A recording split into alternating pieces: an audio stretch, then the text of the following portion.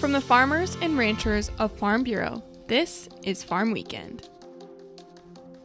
Tariffs on Mexico and Canada are set to go into effect next week, and Canada has already announced plans for retaliation. Chad Smith has more. With time running short on the 30-day delay of implementation of tariffs on Canada and Mexico, the U.S.'s neighbors to the north have already announced plans for retaliation. Betty Resnick, an economist with the American Farm Bureau Federation, says this all traces back to an executive order from the start of this month. So these retaliatory tariffs come from that February 1st executive order from the White House, which started to put 25% tariffs on most Canadian and Mexican products and 10% on Chinese products starting on February 4th. So while those tariffs on China went into effect, the tariffs on Canadian and Mexican products were paused. Prior to the pause on tariffs, Canada published a large list of goods that would face a 25% retaliatory tariff, many of which are ag and food products. For ag products, the list did include almost 400 agricultural HS codes. Those are the individual products that they charge tariffs against. These included some poultry, pork, and dairy products, several row crop products, including wheat, barley, and rice, some fresh fruits and vegetables, such as oranges, tomatoes, and green beans, then a whole bunch of processed food products, like chocolates, pasta, and soup. The tariffs on Mexico and Canada are set to begin next Tuesday, March 4th. If we do that, Canada's retaliatory tariffs would also enter into force next Tuesday.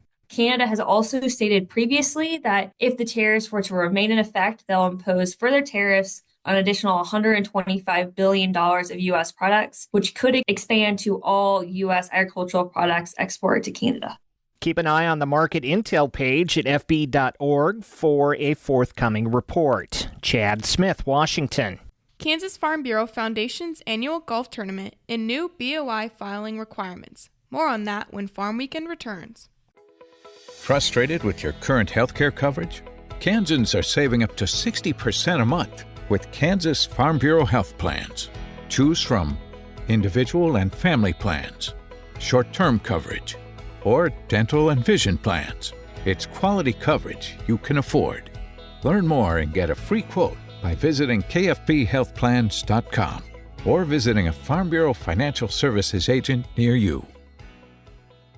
The Kansas Farm Bureau Foundation's annual golf tournament is set for May 19 at the beautiful Prairie Dunes Golf Course in Hutchinson.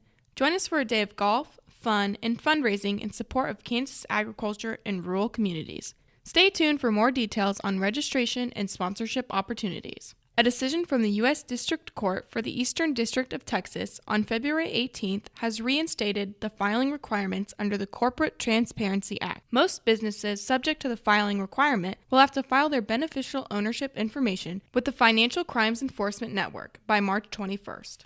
Next, Insight with Greg Deering. With Kansas Farm Bureau health plans, you'll find affordable Medicare supplement coverage that helps cover certain out-of-pocket expenses Medicare doesn't cover. We encourage you to compare our rates. Contact a Farm Bureau Financial Services agent near you or visit kfbhealthplans.com. Medicare supplements insured by Members Health Insurance Company, Columbia, Tennessee. Not connected with or endorsed by the U.S. or state government.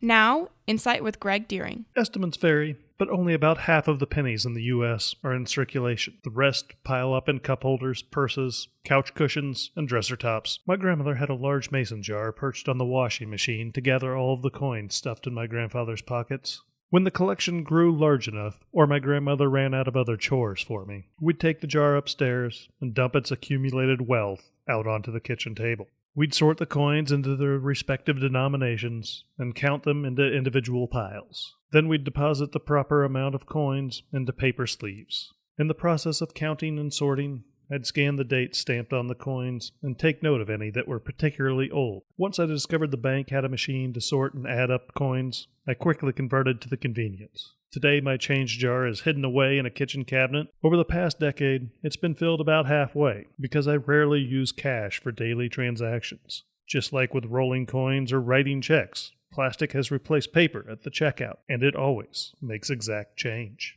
From the farmers and ranchers of Farm Bureau, this is Farm Weekend.